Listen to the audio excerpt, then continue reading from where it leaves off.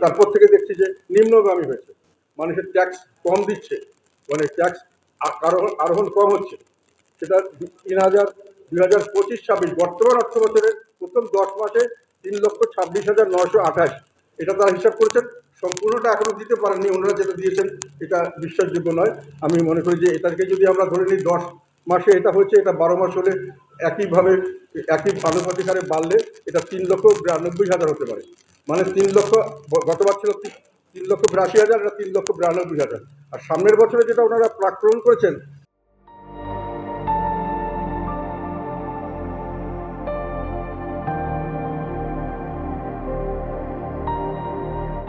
সেটা অনেক বেশি। এবং আমরা মনে করি যে এই প্রাক্কলন, এই রাজস্ব আহরণ সম্ভব হবে না। প্রাক্কলনটা আপনাদেরকে আগে বললাম যে রাজস্বের যেটা প্রাক্কলন করেছেন সেটা হলো 6,95,000 কোটি টাকা। এটা কখনোই সম্ভব নয়।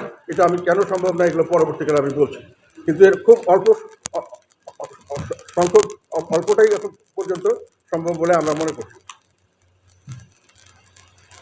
কেননা ওনারা যেভাবে করছেন সেটা হলো করের আওতা বাড়ানোর উদ্যোগ হিসাবে টিআইএন, বিআইএন, ব্যাংক হিসাব, সম্পত্তির তথ্য, জাতীয় পরিচয়পত্রকে সমন্বিত ডেটাবেজে আনার উদ্যোগ নেওয়া হয়েছে। খুচরো ব্যবসায়ীদেরও করের আওতা আনার চেষ্টা করা হচ্ছে।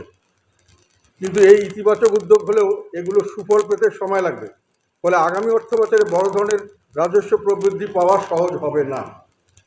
আর একটা বড় কথা, ওনারা এটা বলেননি কিন্তু আমি বলছি, তাছাড়া বর্তমানে দেশের আর্থসামাজিক এবং রাজনৈতিক পরিস্থিতি এবং ইরান যুদ্ধের কারণে 4টা জিনিস: সামাজিক পরিস্থিতি, আইন শৃঙ্খলার অবনতি, সাধারণ মানুষের কোনো কিছু নিরাপত্তা নেই, সেখানে ব্যবসা বান্ধব পরিবেশ নেই। আর অর্থনৈতিক পরিবেশে সব মিল কারখানা বন্ধ হয়ে যাচ্ছে, বেকারত্ব বাড়ছে, এক্সপোর্ট কমে যাচ্ছে, এক্সপোর্ট কিন্তু নিম্নগামী, এবং আমাদের ইনফ্লেশন রেগুলার বাড়ছে। আমি এটা পরে আরও ডিটেলভাবে দিয়েছি।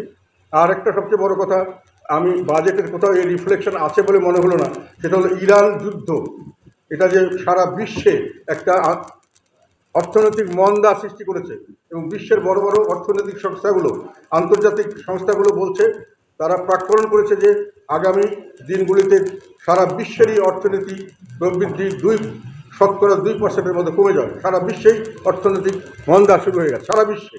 এটা বাংলাদেশের উপর ব্যাপকভাবে এটার প্রভাব পড়ার কথা, কিন্তু বাজেটে ওনারা এই ব্যাপারে কোনো উচ্চবাচ্য করেছেন বলে আমি বাজেটটা খুঁজে দেখতে পেলাম না। ফলে যেটা হলো সেটা